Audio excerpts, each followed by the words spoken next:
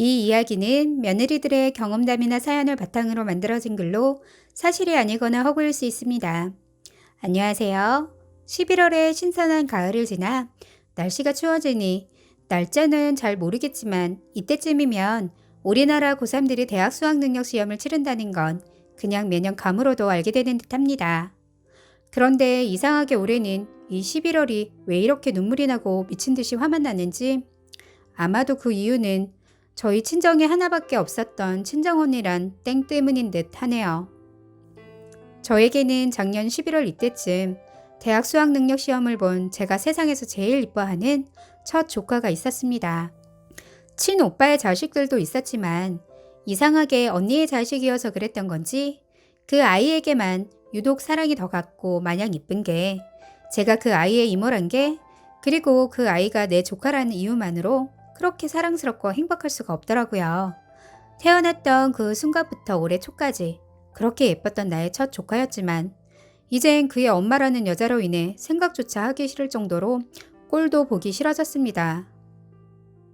지금은 어느 대학에 진학했다는 소리를 듣고 그래도 그 엄마 잘못이지 그 애는 아무 잘못이 없다 하며 마음을 다잡고 올 초에 조카랑 통화를 했는데 그 조카가 항상 저를 대했던 그 태도 그대로 뭐 하나 달라진 것 없이 상큼 발랄해 이쁨이 잔뜩 묻어있는 말투였지만 이젠 그 부모가 미워서인지 그 아이의 모든 것이 예전처럼 다가오지 않고 남처럼 무덤덤해하는 제 자신에 저조차 너무 놀랐습니다.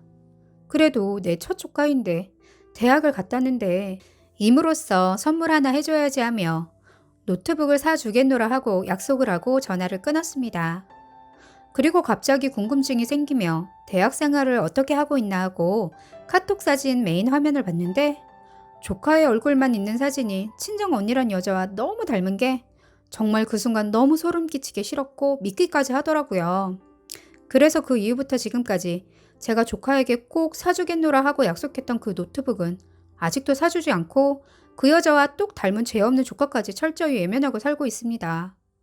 지금은 1년 전과는 다르게 제 경제적 여건이 되어 그 노트북 10개라도 사주는 건 일도 아닌데 그 여자의 딸이라는 이유만으로 그냥 무조건 미루고 있을 뿐이네요. 착한 조카는 제 약속을 믿고 사달라는 소리는 못하고 지금도 마냥 기다리고 있을 텐데 제 마음이 가지 않아 저도 너무 괴롭습니다. 전 그 여자를 절대 용서할 수 없고 지금도 한 번씩 그 여자 때문에 무서운 꿈을 꾸고 일어나 서운한 마음에 밤새 혼자 울기도 합니다. 난 조카를 위해 사주겠노라고 했지만 아마도 그 여자는 제가 조카를 통해 먼저 화해의 손길을 내밀었다 착각할까봐 그리고 그 일로 인해 저한테 다시 다가와 언니 노릇하려 할까봐 그게 너무 소름 끼치게 싫습니다. 그전에도 사이는 그렇게 좋지 않았지만 이야기를 시작하자면 일의 발단은 칠순이 넘은 친정엄마 생신에 형제 중 한 명이 금팔찌 5돈인가 10돈을 선물했다 하더라고요. 저희 남편은 친정엄마 생신 당일 주말 당직을 서서 저희 네 식구가 모두 가지 못했고 다음 주에 우리 식구끼리라도 꼭 가겠노라고 약속했습니다.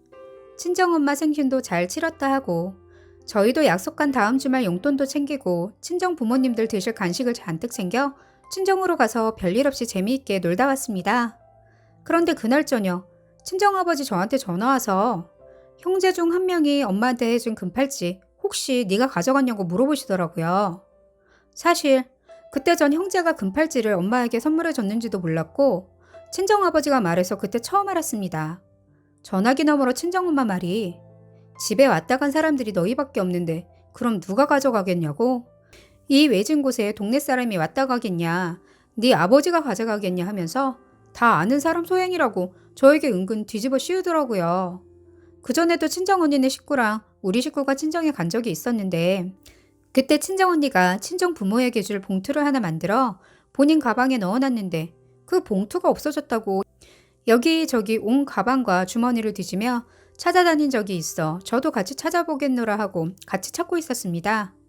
그런데 그때도 친정엄마 말이 다 아는 사람 소행이지 누구 소행이겠냐고 했었는데 지금 보니 그때도 절 의심했던 거였습니다. 그땐 설마 하고 은근 기분이 오묘했지만 설마 딸을 하고 넘겼었는데 그때 그 상황과 이번 금팔찌 사건이 다 나를 두고 했던 말이었다는 걸 뒤늦게 알고 너무 화가 났지만 전 꾹 참고 어디 있겠지. 다시 한번 찾아보셔라. 나는 잘 모른다 하며 전화를 끊었습니다. 그 순간 남편에게라도 이 억울한 심정 하소연하고 싶었지만 창피해서 말도 못하고 혼자 자존심이 상해 눈물을 삼켰습니다. 저 지금은 하는 일이 잘 돼 남편보다 제가 더 잘 벌고 있지만 네, 저희 그때 1년 당시만 해도 못 살았습니다. 남편 혼자벌이 월급 400만 원이고 2억 5천짜리 아파트에 살고 있는데 담보대출이 6천이나 있었네요. 두 아이 교육시키고 대출 갚고 생활비하고 남편 월급 남는 게 하나도 없이 항상 고만고만했고 때론 마이너스인 달도 있었습니다. 그래서 차도 10년도 넘은 차 끌고 다니고 특별한 날 외엔 양가 부모님들 용돈 따로 드린 적도 없고 남들 보기 저희 사는 게 팍팍해 보였을지 모르겠지만 그냥저냥 아껴가며 불만 없이 살고 있었습니다. 친정 형제들은 하나같이 모두 잘 살고 직업도 안정적이니 못 사는 저희가 당연 용의자라 생각했는지 상황이 그랬는지 이렇게 2번씩이나 도둑 누명을 쓰고 의심을 사니 가슴에서 화가 뿜어져 나올 정도였습니다. 그 금팔찌를 찾았는지 친정 상황이 궁금했지만 자존심이 상해 연락은 따로 안 했었습니다. 그래도 찾으면 연락이 오겠지 하고 노심초사 일주일을 기다렸는데 끝까지 연락이 없어 제가 친정아버지께 먼저 전화를 해서 물어보니 친정엄마가 논구석 아주 깊은 곳에 너무 소중해서 고이고이 쑤셔박아 놔서 못 찾았던 거라 하시더라고요. 그날 진작 찾았으면 연락을 좀 주시던지 만약 그날 찾고서 바로 연락만 줬어도 지금보다 내 심정이 더 상해 있진 않았을 텐데 부모는 내 생각이나 내가 어땠을 거란 생각은 한 번 안 해보고 아무렇지 않은 척 사과 한마디 않고 전화를 그냥 끊었습니다. 저 부모한테 사과를 바란 거 아니었습니다. 그냥 그 일이 아무렇지 않게 지나간 게 전 왠지 찜찜하고 너무 억울해서 미치겠더라고요. 내가 못 사니까 날 무시하는 건가? 아니면 예전 19살 때 대학 보내달라니 아들도 못 가는 대학 딸이라 안 보내줘. 제가 아버지 카드 몰래 훔쳐서 원서 사서 접수에 합격한 적이 있었는데 이것 때문에 지금도 집에 없어지는 건 다 제가 가져갔다고 생각하는 건지 오만 잡생각에 자격지심에 한동안 힘들었습니다. 그래서 친정 언니에게 카톡을 해 이번 상황을 이야기하고 친정 부모에 대한 내 마음에서 우러나는 욕을 잔뜩 써서 카톡 문자로 보냈습니다. 친정 언니는 전화통화로 이야기하자는 거 제가 통화로 하면 서운한 감정 때문에 울고불고 감정이 더 드러날까 그냥 카톡으로 하자고 했고 한동안 친정 식구 역시 통화하고 싶지도 보고 싶지도 않다고 이야기하니 친정 언니 말 그럼 친정 식구 카톡방에 네가 오늘 한 말 다 적어 보내도 되냐? 이렇게 엉뚱한 곳으로 이야기가 흘러가더라고요. 그 당시 제가 친정 형제들이 보고 싶지 않다고 한 이유는 이들이 잘못이 있어서가 아니라 친정 언니 너랑 지금 통화하기 그렇다를 단도직입적으로 이야기 못하고 너 불편할까 너 기분 상할까 둘러댄 거였고 또 지금 내 마음이 너무 힘들어 혼자 있고 싶다는 뜻이었는데 이 친정 언니라는 여자는 그 마음 헤아리지도 못하고 모든 걸 극적으로 받아들이며 제 카톡을 다 친정 가족들에게 공개하겠다 이야기하더라고요. 지금 이 상황에서 하지 말라고 해도 이미 마음 먹고 있는 사람이고 성격상 안 할 사람도 아니니 네 마음대로 해라 하고 저도 화가 나 카톡도 거기서 멈춰버렸습니다. 그래도 마음 한구석엔 설마 동생의 흠을 감싸주겠지? 서운했던 마음을 어디 털어놓을 것 없으니 친언니라고 믿고 이야기했는데 설마 했지만 그래도 믿고 있었습니다. 그렇게 친정 부모를 욕한 제 마음도 편치 않고 친정 형제들도 그 여자를 통해 제가 한 카톡 내용을 모두 봤을지도 모른다는 생각에 창피해서 전 형제들을 한동안 피했고 친정 부모님만 어쩌다 한 번씩 찾아뵈었었네요.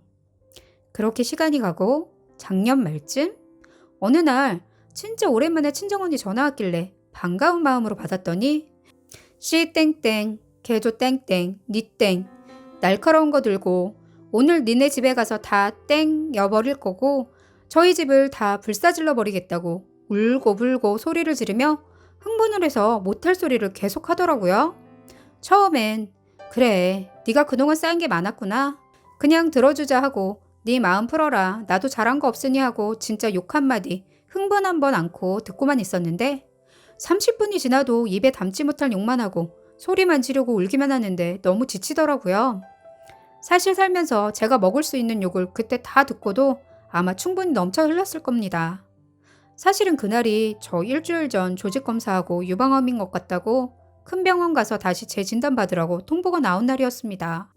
저 여자가 제 마음을 들쑤셔 놓지 않아도 충분히 힘든 그날, 제 울적한 마음을 알고 남편이 저 위로해주려 회사에 조퇴까지 해가며 저 토닥토닥 위로하려 와 있었습니다. 평범한 내 일상에 암일지도 모른다는 너무나도 큰 일이 닥친 것 같아 너무 두렵고 무섭기도 했지만 지금 운다고 괴로워한다고 해결될 일이 아니니 그냥 터질 것 같은 눈물 꾹 참고 아무 일 없는 듯 그냥 버티고 있었네요. 그런데 친정언니라는 여자가 그런 제 상황도 모르고 계속 전화로 입에 담지도 못할 욕설을 퍼붓고 전화 끊으면 애아빠 전화로 또 딸 전화로 그것도 나중에 안 받으니 수십 건의 문자 폭탄으로 욕과 악담을 퍼붓더라고요. 시간이 지나고 친정 언니의 흥분이 좀 가라앉았을 때쯤 제가 전화해 도대체 이유도 없이 나한테 갑자기 이러는 이유를 물으니 저 때문에 본인이 공황장애가 왔고 본인 남편이랑 이혼하게 생겼다고 하고는 끝까지 날 죽여버리겠다는 욕과 소리를 질러댔고 그리고 문자로 틈틈이 장장 3시간을 욕을 퍼부어댔습니다. 전 그때 언니뿐만 아니라 형부에게조차 1년이 넘게 연락을 안 하고 살았었는데 도대체 내가 왜 그 집 부부 사이에 끼어 이혼하는 데 결정적 이유가 되었는지 지금도 그 이유는 당최 모르겠습니다. 저 살면서 그날 그 시간이 가장 고통스러운 힘든 시간이었고 사실 저 아프다는 거 친정 식구들에게 알리고 싶지 않았지만 너무 절 고통스럽게 하니 그날 친정언니에게 언니 나 오늘 유방암일지도 모른다는 진단받았어. 그러니까 나 너무 힘드니까 오늘은 그만하자. 회유를 하며 좋게 이야기했습니다. 그랬더니 그 친정언니라는 년이 저한테 뭐라고 한 줄 아십니까? 잘됐네. 너 같은 년은 당장 뒤져야 돼. 니년 하는 짓이 개땡 같고 역 같으니 하늘에서도 너 같은 년한테 천벌을 내린 거네. 잘 됐네. 빨리 뒤져서 이 세상에서 너 같은 년 사라져 다시는 안 보고 싶다. 네 새끼들도 너랑 똑같이 천벌을 받을 거라고 합니다. 저 지금도 이때만 생각하면 그리고 지금 이 글을 쓰면서도 너무 가슴이 아파 저절로 눈물이 납니다. 위에 이 말들이 제 가슴에 꽂혀 그 말 한마디 한마디 잊히지 않고 메아리가 되어 저를 아프게 합니다. 차라리 한 대 맞아 멍이라도 들었다면 점점 없어지기라도 했을 텐데 이렇게 마음에 상처를 입으니 점점 돌이 되어 굳어갈 뿐 시간이 갈수록 제 마음을 더 무겁게 힘이 드네요. 시간이 지난 지금 그 여자는 그 일을 다 잊었겠지만 전 결코 그날의 일을 잊을 수가 없습니다. 솔직히 친언니니까 난 친동생이니까 내가 지금 어렵고 힘든 상황이니 그냥 아무 소리 않고 그 순간 전화를 끊어주기만을 바랬을 뿐인데 제가 그 모진 말을 듣고 전화를 끊고 전화를 더 이상 안 받으니 나중엔 저희 애아빠와 저희 초진 딸에게까지 또 번갈아 전화해서 욕하고 문자해서 욕하고 저희 가정을 지옥으로 몰아넣네요. 그날 저희 4식구 모두 통곡을 하고 울었습니다. 전 그 여자 때문에 울고 저희 애아빠는 저 불쌍하다 울고 제 아이들은 부모들 모습에 울고 저 그날 그 입에 담지도 못할 온갖 쌍욕이랑 문자 테러 받고도 화 한 번 못 냈고 문자 한 번 안 보냈습니다. 몸도 아팠지만 충격 때문에 너무 가슴이 아파 아무것도 할 수 없는 공황 상태가 오더라고요. 스트레스를 받으니 조직검사했던 통증이 심해져 소리도 못 내고 울고 있는데 그 여자의 딸이 저에게 문자를 보냅니다. 이모 미안해.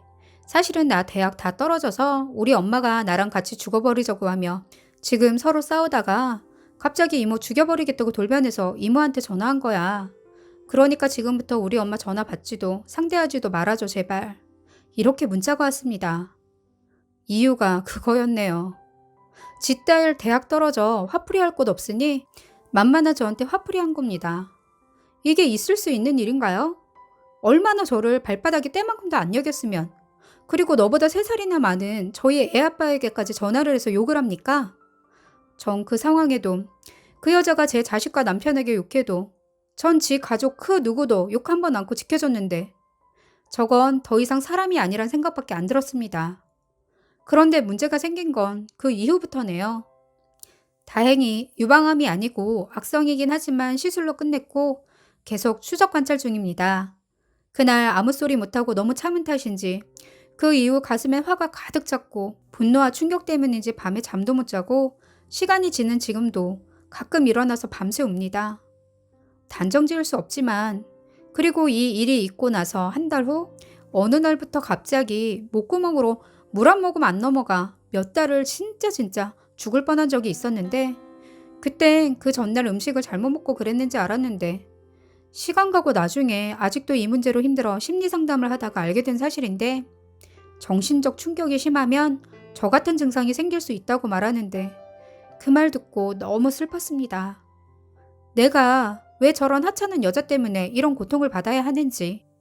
나중엔 친정 그 여자한테 사과의 문자는 받았지만 용서가 안 됩니다.